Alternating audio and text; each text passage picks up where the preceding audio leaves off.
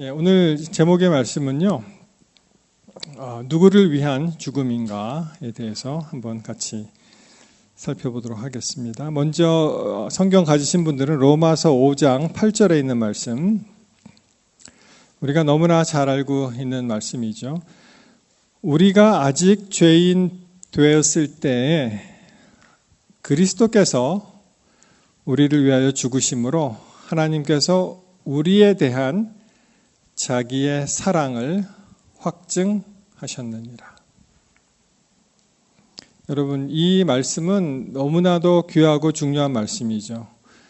우리는 그냥 살아가는데 그냥 사니까 사나보다라고 생각하지만 우리가 사실은 사는 게 사는 것이 아니죠. 우리가 다 죽을 수밖에 없는 사람들이었지만, 그렇지만 하나님께서 예수 그리스도를 통해서 하나님에 대한 사랑을 확증하신 것을 우리가 압니다. 오늘은 사무엘하 16장과 17장 그리고 18장에 걸쳐서 일어나는 참 비극적인 사건에 대해서 한번 살펴보도록 하겠습니다. 여러분, 압살롬이라는 사람이 있죠. 오늘 일종의 비극의 주인공이라고 할 수 있는데요. 압살롬에 관해서는 성경에서 굉장히 칭찬한 그런 성경절이 있습니다. 그의 외모에 관해서. 그리고 아마도 압살롬은 다윗의 입장에서는 자기를 빼어 닮은 참 잃어버릴 수 없는 아들이었다라고 아마 생각했을 것입니다. 압살롬에 대해서 이렇게 얘기합니다. 사무엘하 14장 25절에 있는 말씀 보시면은 온 이스라엘 가운데 압살롬 같이 아름다움으로 크게 칭찬받는 자가 없었으니 그는 발바닥부터 정수리까지 흠이 있어요, 없어요? 흠이 없습니다. 어떻게 이렇게 칭찬할 수가 있습니까? 발바닥에서부터 정수리까지 흠을 찾아봐야 찾아볼 수가 없는 소년 다윗의 모습을 보면 어때요? 그가 얼굴이 붉고 눈이 총명하고 그렇게 표현되어 있지 않습니까? 아마 다윗을 빼닮은 그런 아들이 아닌가 그렇게 생각을 합니다. 영어 표현에 보시면은 handsome appearance 그렇게 말이 나오고 from the top of his head, 우리는 발바닥으로부터 정수리고 이제 영어는 반대죠. 이 꼭대기로부터 the sole of his foot there was no blemish, 흠접이 없는 거예요. in him 그렇게 되어 있습니다. 오늘은 이 압살롬을 중심으로 다윗 이야기가 나오고요. 그리고 압살롬의 전략가인, 압살롬의 전략가는 누굽니까? 아히도벨이라는 사람이 있었죠. 그리고 다윗의 전략가는 누구였습니까? 후세. 이러한 네 사람이 이제 중요한 인물이 등장하고 여기에 이제 요압이라는 그 장수의 이야기가 나옵니다. 여러분, 압살롬이라는 이름을 한번 생각해 보셨습니까? 어떤 이름이 있을까요? 압살롬 하면은.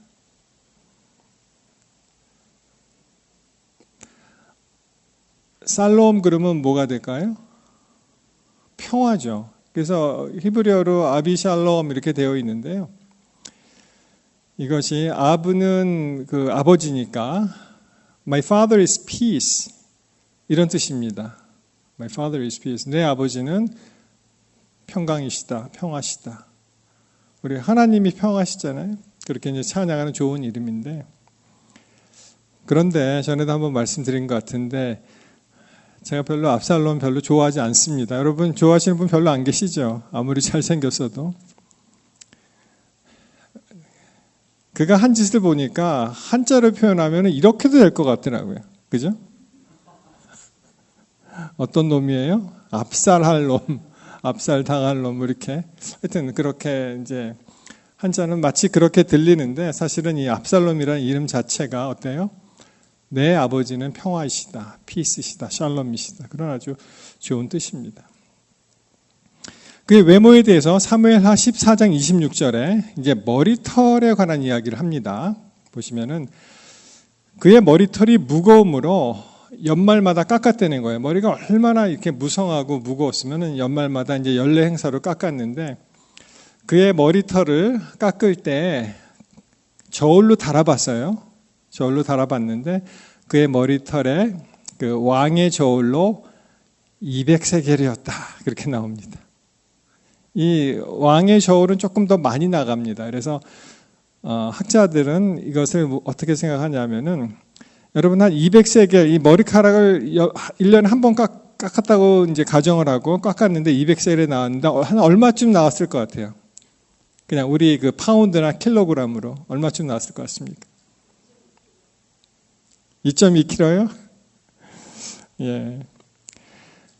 학자들은 대충 2.6kg 그리고 파운드를 한 5.7파운드 그러니까 여러분 5파운드 빼기가 얼마나 힘들어요. 그렇죠? 이 양반은 한번 연말에 머리 깎으면 5파운드가 빠집니다. 감량이 그냥 되는 그런 사람이었어요. 물론 이 왕의 저울로 2kg, 2.6kg로 나오는데 또 어떤 그 문헌을 찾아보면 한 4kg 정도 되었다. 대단한 무게죠.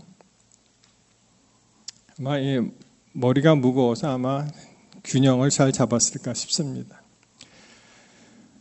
조선 시대에는요, 이걸 이제 가채라고 합니다. 가채. 이 조선 시대 이제 민화에 나오는 건데 신윤복의 그 미인도에 나오는데 이 가채 무게가 한 얼마쯤 됐을까요? 가채 무게가 이것이 한 5kg 된다고 해요. 이게 머리가. 그러니까 압살롬도 왕의 저울로 한 5kg를 친다면은 그래서 이 당시로서는 굉장히 이례적이고 이제 엄청난 무기였음을 알 수가 있습니다. 그래서 아마도 이것이 또 찾아보면은 정조 시대인가 하여튼 순종 시대인지 순종은 아니고요. 어느 시대에 아예 법으로 금지한 그런 것도 나옵니다. 너무 이것이 이제 주로 정말 사람의 머리칼도 되고 그다음에 말총 이렇게 좀 엮어서 한다고 하는데 여인들이 너무 여기에다가 이제 신경 쓰고 투자를 많이 하고 그래서 아예 나라에서 금지를 시킨 그런 적도 있습니다. 기록에 나옵니다. 뭐 서양도 마찬가지인 것 같아요. 서양도 뭐 머리를 막 이렇게 만지는데 여러분 이 사진을 많이 보셨죠? 국사책에는 뭐라고 나옵니까? 이 사진을 머리를 막 이렇게 한 사진을 제가 어렸을 때는 저 여인을 그 명성황후 민비라고 그렇게 배웠는데 사실은 민비는 아닌 것 같고요. 저 사람이 최근에 학설에 의하면은 고종의 후군이었던 귀인 장씨라고 합니다. 근데 저는 뭐 이렇게 봐서 이 뒤에 있는 그 하트 문양에 뿔 달린 거 있죠. 그게 머리카락인 줄 알았어요. 저는. 근데 자세히 보니까 그거는 머리카락은 아니고 그냥 나무로 만든 장식이었습니다. 이름이 떠구지 머리라고 합니다. 조금 발음이 좀 그런데 이제 이것을 떠구지 머리라고 하고요. 이게 비녀의 일종이라고 이렇게 배웠습니다. 그래서 이제 최근에 칼라 사진으로 현대적인 감각으로 하면은 이렇게 되는데 지금 확연히 나타나죠. 머리가 아니고 나무나 이제 그런 것으로 한 것을 알 수가 있습니다. 그래서 이 압살롬이 그러한 참 어떻게 보면은 자기의 자랑이 될 수가 있는 그런 머리였지만 나중에는 그것이 하나의 죽음을 가져오는 그런 것을 알 수가 있습니다. 압살롬에게 이제 아히도벨이라는 그런 전략가, 책사가 있었는데 그에게 이렇게 얘기합니다. 압살롬이 아히도벨에게 이르되 너는 어떻게 행할 계략을 우리에게 가르치라. 자, 이제 반역이 일어났습니다. 압살롬이 자기의 그 부왕인 그 아버지인 다윗에 반역해서 이제 다윗이 그냥 예루살렘에서 나오죠. 그때 아히도벨에게 어떻게 하면은 저 적대 세력을 제거할지를 이제 물어봅니다. 그때 아히도벨은 이렇게 얘기합니다.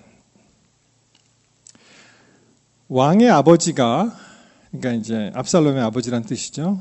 왕의 아버지가 남겨두어 왕궁을 지키게 한 후궁들을 더불어 동침하고 그리하면 왕께서 왕의 아버지가 미워하는 바 됨을 온 이스라엘이 들으리니 왕과 함께 있는 모든 사람의 힘이 더욱 강하여지겠다라고 합니다. 맨 처음에 그가 압살롬에게 이제 이야기한 것은 무엇이었냐 하면은 그 후궁을 차지하라는 그런 끔찍한 이야기를 합니다. 당신 지금 왕이 되었기 때문에 왕은 모든 여자가 다 왕일 거라고 생각을 하잖아요. 그러니까 감히 아버지가 거느렸던 후궁을 차지해서 임금으로 선포하는 그런 일을 도모합니다. 근데 이 아히도벨이 왜 그렇게 했을까요? 아마도 아히도벨은 그의 손녀 딸이 되는 밧세바와 다윗과의 그러한 관계를 무지무지 미워했고 그것은 이제 복수하는 일념으로 그렇게 하지 않았나 싶습니다. 여러분 아히도벨이 그 밧세바의 그 할아버지인 거 아시죠? 사무엘하 11장 3절에 보면은 밧세바를 엘리암의 딸이라고 소개를 하고 그리고 사무엘하 23장 34절에 보시면 길롯 사람 아히도벨의 아들이 누구라? 엘리암이라. 그래서 이 두 성경절을 이제 조합을 해보면 이 아히도벨이 동명이인이 아니고 이제 같은 사람이라고 이제 가정했을 때 바로 이 두 사람의 그 두 성경절 연결해 보면은 성경에는 뭐 밧세바의 할아버지가 아히도벨이다라고 그 explicitly 그렇게 나오지는 않지만 어떻게 돼요? 밧세바하고 그런 연관이 있다는 것을 우리가 알 수 있습니다. 이 아히도벨에 맞서서 다윗에게는 후세라는 전략가가 있었습니다. 아마도 아히도벨만큼은 못했지만 그가 다윗 편에 서서 이 일을 이제 방어하는 그런 일을 합니다. 그 이야기가 이제 사무엘하 17장 1절 우리 한번 같이 보실까요? 사무엘하 17장 1절에 보시면은 자 이렇게 얘기하죠. 압살롬에게 아히도벨이 이렇게 얘기합니다. 이제 나로 하여금 사람 1만 2천을 택하게 하소서. 오늘 밤에 내가 일어나서 다윗의 뒤를 따라 저가 고나고 약할 때에 엄습하여 저를 무섭게 한즉 저와 함께 있는 모든 백성이 도망하리니 내가 다윗 왕만 쳐 죽이고 모든 백성으로 왕께 돌아오게 하리니 무리에 돌아오기는 왕에 찾는 이 사람에게 달렸습니다. 그리하면 모든 백성이 평안하리이다 라고 얘기를 합니다. 그에 비해서 이제 후세는 다른 그 전략을 내세우죠. 17장 같은 장 11절로 12절에 보시면은 후세가 이렇게 얘기합니다. 나의 모락은 이러합니다. 온 이스라엘 단으로부터 브엘세바까지 바닷가에 많은 모래같이 왕께로 모으고 친히 전장에 나가시고 우리가 그 만날 만한 곳에서 저를 엄습하기를 이슬이 땅에 내림같이 저의 위에 덮여 저와 그 함께 있는 모든 사람을 하나도 남겨두지 아니할 것이라. 그렇게 얘기합니다.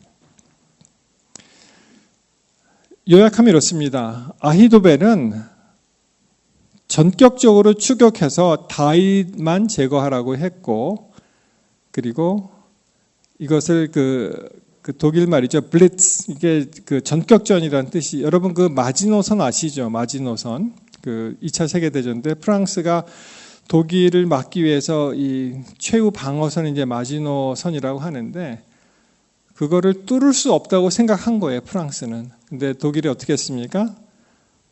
돌격작전, 전격적으로 돌격하는 그 전차 부대를 통해서 완전히 그것을 돌파하죠. 이게 블리츠라는 그런 말이 나옵니다.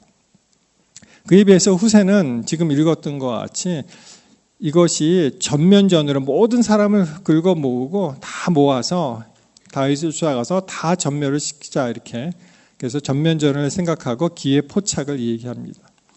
그것을 영어로 attrition이라는 말을 사용하고요. 지구전, 소모전이 여기에 해당됩니다.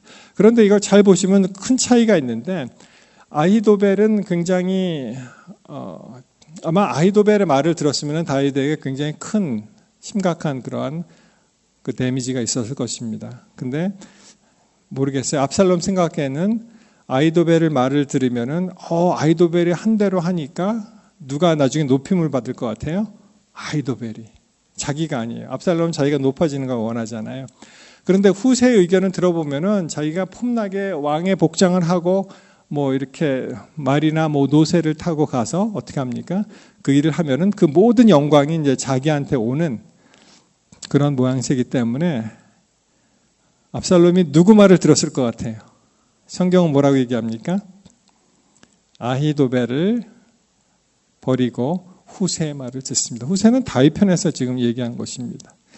다윗은 참 급하게 나와서 전열도 정비할 수 없는데 뭐라고 얘기합니까? 우리 그 다윗은 정말 곰과도 싸우고 그 강한 용사이기 때문에 그렇게 섣불리 전격적으로 추격하면 안 된다라고 이제 설득을 해서 그것을 이제 받아들이게 되죠. 사실은 다윗이 그런 기도를 했습니다. 15장에 보시면은 31절에 거기에 이제 아히도벨이 있다는 소식을 듣고 다윗이 이제 가슴이 철렁한 것이죠. 그러면서 여호와여 원하옵건대 아히도벨의 모략을 어리석게 하옵소서. 그렇게 기도합니다. 저 사람이 아무리 뛰어나고 하지만 하나님보다 뛰어난 사람은 없잖아요. 그러니까 아히도벨의 모략을 어리석게 해달라고 이제 간절히 기도를 합니다. 그것이 사람들이 압살롬과 온 이스라엘 사람들이 누구 편을 택하게 됩니까? 아렉 사람 후세의 계략은 아히도벨의 계략보다 낫다 하니 이는 여호와께서 압살롬에게 화를 내리려 하사 아히도벨의 좋은 계략을 물리치라고 어떻게 하셨다? 한글 표현에 명령하셨다. 여러분, 하나님께서 하실 일을 누가 막습니까?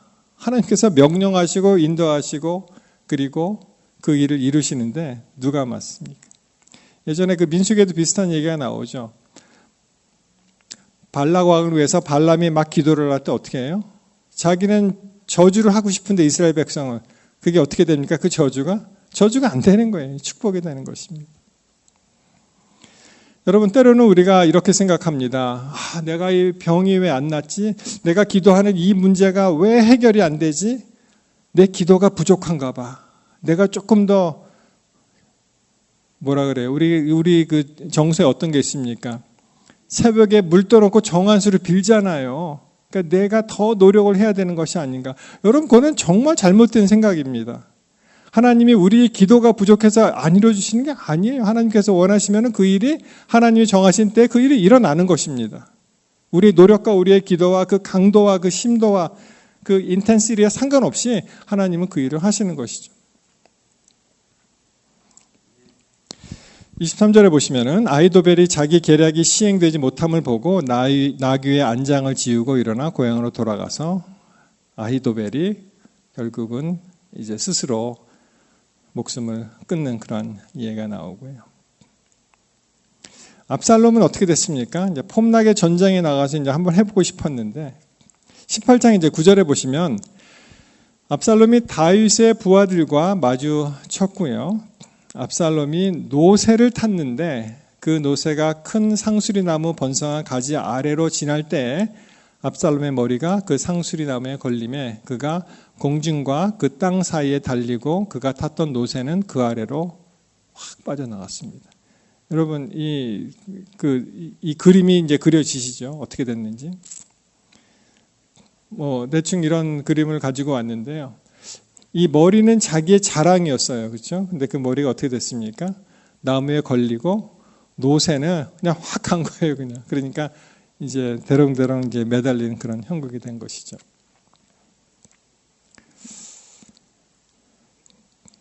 여러분, 우리는 살면서 자기의 단점이 장점이 될 때가 있습니다. 나는 이게 부족하고 이게 없고 나는 좀 이렇다 할 때 그것이 이제 장점이 될 수가 있어요. 이 스누피가 아니죠. 이 뭐죠? 이 친구가 찰리 브라운이 모든 단점은 장점이야. 그리고 예민하다는 거는 섬세하다는 거지. 이 사람 너무 예민해. 근데 그 플립 사이드는 뭐예요? 굉장히 섬세한 사람이고요. 저 사람 너무 느려. 속 터져. 근데 무슨 말이에요? 이거는 바꿔보면 상당히 꼼꼼하고 세밀하다는 것이죠. 저 사람 너무 감정적이야. 그것도 어떻게 보면 어때요? 굉장히 다정한 거. 그리고 저 사람 너무 소심해. 그것도 어떻게 됩니까? 저 사람 참 신중한 사람이야. 그렇게 바꿀 수가 있습니다. 여러분, 왜 압살롬은 왜 노새를 탔을까요? 좀 성경을 읽어보면 좀 이상한 생각 안 드세요? 왕이라면 좀 폼나게 말을 타야지 왜 노새를 탔을까? 노새가 어떻게 나온 건지 아시죠, 여러분? 노새는 암말하고 그 다음에 수당나귀에서 태어난 그런 동물입니다. 그런데 놀랍게도 이 노새를 탄 것이 왕들이 노새를 탔더라고요. 새롭게 들어온 대목이었는데요. 보시면은 다윗의 아들들이 사무엘하 13장 29절에 보시면 그 암논을 죽이잖아요. 그리고 다른 그 왕의 아들들이 있었는데 성경을 읽어보시면 그들이 노새를 타고 도망갔다고 나옵니다. 왕족들의 이동수단이라는 것을 알 수가 있고, 또 놀랍게도 솔로몬이 즉위를 할 때 열왕기상 1장 33절에 보시면은 다윗이 자기의 노새에 솔로몬을 태웁니다. 그러니까 이게 왕이 타는 그런 동물이라고 알 수가 있고요. 그리고 여기 압살롬의 반역에서도 왕 흉내를 내고 싶어하는 압살롬이 뭘 탔어요? 노새를 탔죠.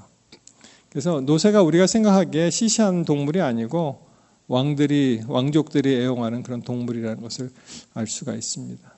굉장히 강하죠. 굉장히 강하고 말굽이 상당히 튼튼하고 단단해서 아주 거친 길도 잘 가는 것으로 알고 있고요. 그리고 또 하나의 특성은 이 친구는 직진밖에 모른대요. 그냥 뭐 좌우 안 가리고 그냥 길이 없어도 그냥, 그러니까 뭐 주인이 달리건 말건 그냥 앞으로 나가는 그런 것이 있다는 것입니다. 전에 이런 소리를 아마 들어본 적이 있습니다. 사슴이 여기서 딱 보시면 뭐가 멋있어 보이세요? 뿔이 대단히 멋있죠. 여러분 이 얘기 아십니까? 육식 동물은 이빨이 있대요. 이게 송곳니가 이렇게. 그리고 초식 동물은 이 뿔이 있다는 거예요. 그래서 전에 어떤 집사님들이 뒤에서 막 주고받는 얘기를 들어보고 얼마나 우스운지, 우리 이제 사람들 성격을 얘기할 때 당신은 그래 송곳니가 필요해? 아니면 뿔이 더 좋아? 그렇게 막 얘기하더라고요. 이 사슴이 이제 멋있게 이렇게 걸어가다가 이제 물을 먹다가 이렇게 보니까 자기 모습이 비치잖아요. 그러니까 뭐 어떻게 생각했어요? 야, 뿔은 너무 예쁘고 멋있다. 근데 다리를 딱 보니까 다리는 어때요? 별로 볼품이 없는 것 같아요. 별로 좋은 것 같잖아요. 근데 이제 그 맹수나 사냥꾼한테 쫓길 때는 뭐가 필요합니까? 뿔이 필요하지 않고 뭐가 필요해요? 다리가 필요한 것이죠.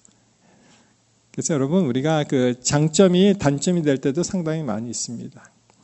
오직 하나님께서 주신 모든 그러한 특징들을 우리가 주를 위해서 사용하고 하나님의 영광을 위해서 사용하고 그럴 때에만 그것이 빛이 나고 가치가 있는 것이지, 주를 위해서 사용하지 않는다면 아무 쓸데없는 정말 배설물과 같은 그런 것이 된다는 것을 알 수가 있습니다.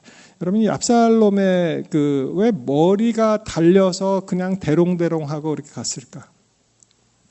어떻게 보면은 그 압살롬의 머리는 이제 교만이라고 볼 수가 있잖아요.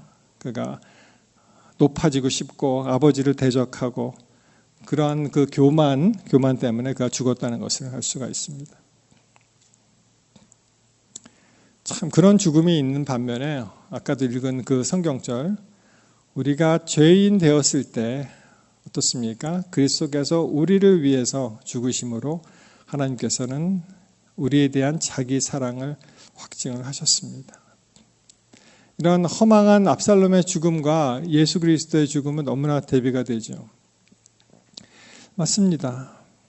우리는 어떻게 살아야 될까? 이 세상을 좀 더 하나님께서 주신 한 번밖에 없는 인생인데 더 하나님을 위해서 우리가 주님께 삶을 드리고 그렇게 살아야 되지 않을까 다시 한번 생각해 보게 되었습니다. 여러분 이 그림을 제가 가지고 나왔는데 혹시 가운데 있는 점이 보이십니까? 그 점이 뭐라고 생각하세요? 그 점이? 네, 맞습니다. 이게 지구예요. 지구인데 Voyager 2 was actually launched first. 이게 보이저라는 그런 위성이 있었습니다. 그 탐사선이 보이저 2하고 1이 있었는데 사실은 2가 먼저 Voyager 1 followed about 2 weeks later. 이 출발을 했고 한 2주 후에 보이저 1이 이제 그 뒤를 따라갑니다. 그래서 이제 이 지구를 벗어나서 이제 태양계를 이제 쭉 탐사한 것이죠. 굉장히 아이덴티컬해요, 두 개가 다. 그러면서 이제 쭉 가면서 이제 뭐 화성도 탐사하고 목성, 토성 이렇게 쭉 내려갑니다. 그래서 이제 많은 사진을 갖다가 이제 얻게 되었고요.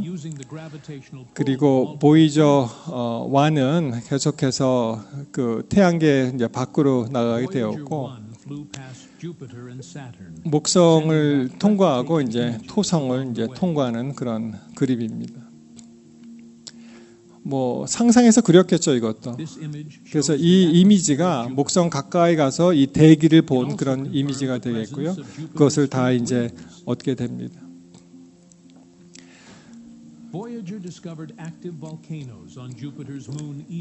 이 이오라는 달이 있는데 목성에 거기서 화산이 폭발한 것도 이렇게 보게 되었고 또 놀랍게도 이 토성에 보면은 그 링이 있잖아요. 링 가운데에 저렇게 위성이 있는 거예요. 위성 이름이 목자 위성입니다. 목자문. 그것도 이제 발견하게 됐고 이렇게 됐는데 이 보이저가 한 400억 마일 떨어진 지구를 이제 찍힙니다. 왜냐하면은 이거를 찍고 더 이상은 사진이 없어요. 카메라를 껐습니다. 왜냐하면 에너지를 이제 절약하기 위해서 그렇게 되었는데 정리하면 이렇습니다. 보이저 그 1호가 찍은 그 작은 점 지구 있죠. 그 이름이 있어요. 이름이 바로 The Pale Blue Dot. 창백한 푸른 점. 지구란 얘기고요. 1990년 2월 14일에 이제 그것을 찍었고 태양계 마지막을 벗어난 해왕성을 벗어날 즈음에 태양으로부터 한 61억 킬로미터, 한 37억 마일, 아까 40억이라고 되어 있었죠.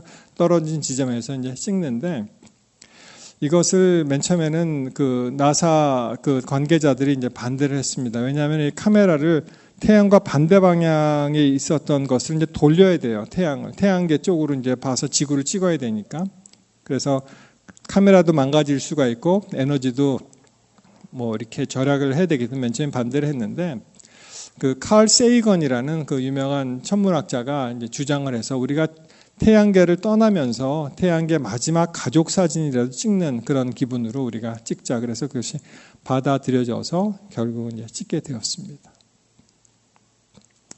여러분, 저게 지금 우리가 사는 지구예요. 지구.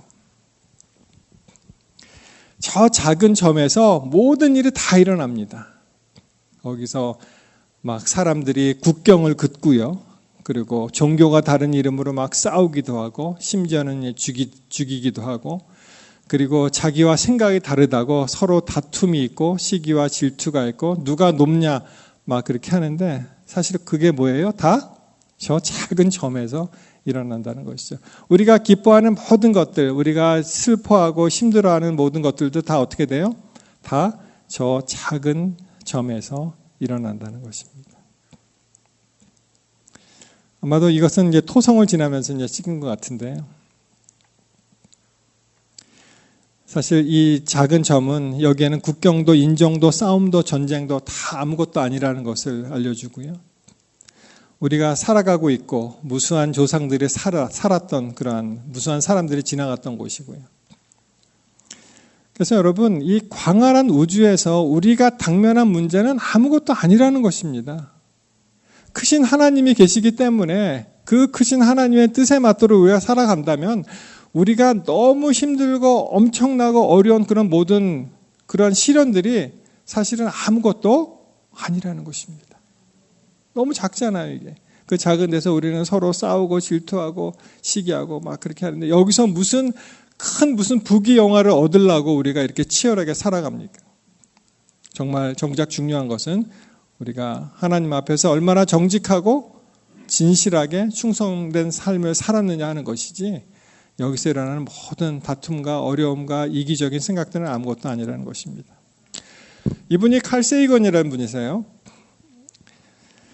The pale blue dot, 창백한 푸른 점. To me, it underscores our responsibility to deal more kindly with one another and to preserve and cherish the pale blue dot, the only home we've ever known. 번역하면 이렇습니다. 우리는 우리에게 서로 더 친절하게 대하고 우리가 살아가는 이 유일한 보금자리잖아요. 유일한 홈, 보금자리잖아요. 이 지구, 이 창백한 푸른 점을 보존하고 소중히 여겨야 할 책임이 있음을 일깨워 줍니다. 그 작은 것에 일어나는 모든 일들 얼마나 부질없고 정말 허무합니까? 어떻게 보면 아무것도 아니잖아요. 우리의 삶을 하나님께 돌리게 되시기를 바랍니다. 여러분이 가끔 우주를 보면 참 너무나 재미있는 현상들이 많이 있어요. 혹시 이 은하가 어떤 은하인지 아세요? 유명한 사진인데요. 이게 안드로메다 운하예요. 안드로메다 갤럭시라 그래서 우리 은하, 우리 지구가 속해 있는 은하는 The Milky Way Galaxy라고 얘기합니다. 우리나라 말로 우리 은하라고 해요. 얘가 지구로부터 250만 광년 떨어져 있다고 해요. 250만 광년. 250만이면 2.5 million light years 맞습니까? 그러니까 지금 이 빛에서부터 오는 그 빛이 언제 출발한지 아세요? 우리가 지금 보고 있는데 250만 전에 출발한 빛이에요, 그게. 그러니 이 지구가 얼마나 광대하고 이러한 안드로메다 이러한 은하가 얼마나 많은지 몰라요. 우리 태양계에서도 태양계뿐만 아니고 우리 밀키웨이에서도 태양과 같은 별이 한 1000억 개 존재한다고 하잖아요. 예, 이 지구에서 보면 이렇게 작습니다. 지금 이 엘 캐피탄이죠, 요세미티에 있는 그런 데서 이제 찍은 그런 것인데 보시면은 참 이러한 광대한 은하를 보면서 우리는 과연 어떤 생각을 하게 될까? 자, 다시요. 압살롬 얘기로 들어가서 그가 참 허무한 부질없는 그러한 아버지와의 그 전쟁으로 인해서 그가 이제 목숨을 버리게 됩니다. 여기 이제 결정적으로 그 개입하는 사람이 요압이라는 장수가 있습니다. 근데 여러분 이 성경을 읽어보시면 요압은 때때로 다윗의 말을 잘 안 들어요. 자기 마음대로 합니다. 근데 알고 보니까 요압과 다윗과의 관계를 또 알게 되었는데 역대상 2장 16절에 가시면은 그들의 자매는 수리아의 아비가일, 스루야와 아비가일, 그리고 수리아의 아들은 아비새와 요압과 아사엘 3형제가 되어 있는데 이것을 그냥 시간이 없어서 정리하면 이렇습니다. 이세 쪽에서 보면 이제 다윗의 족보가 쭉 형제들이 나오죠. 그리고 수리아가 아비가일이 이제 그 자매가 됩니다. 남매 지간이죠. 그러니까 다윗하고 요압은 어떻게 해요? 수리아의 아들이기 때문에 어떻게 됩니까? 자기 자매의 아들이 되는 것이죠. 그러니까 오촌 당숙이 맞습니까? 그렇게 되면은 그렇게 되나요? 왜냐하면 수리아하고 다윗이 같은 레벨이고 그 이제 자녀니까. 그러니까 요압이 막 그렇게 어떨 때는 다윗에 반해서 그러한 일을 하는 것입니다. 그래서 이제 요압이 이제 죽이게 되죠. 그래서 이제 압살롬의 그 심장을 찌르게 되었고 요압의 무기든 10청년이 이제 압살롬에 에워싸서 쳐 죽이는 그런 일이 있습니다. 여러분 이제 압살롬이 죽었어요. 다윗의 반응은 어떻습니까? 그놈 잘 죽었답니까? 다윗은 끝까지 압살롬을 죽이지 말라고 얘기했고 그의 죽음을 애통해 합니다. 자 보십시오. 소년 압살롬이 잘 있느냐. 근데 그가 죽었다는 말이 들려옵니다.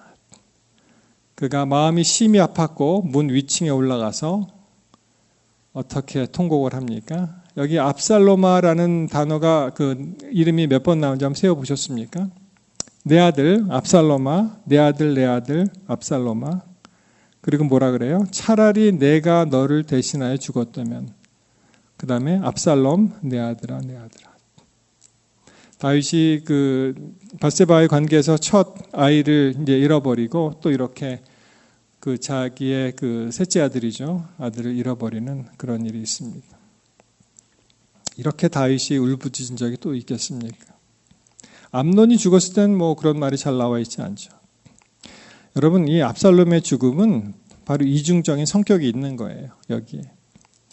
하나는 배도한 인간을 그 향한 하나님의 사랑이 여기에 나와 있습니다. 다윗의 마음을 통해서. 그렇죠.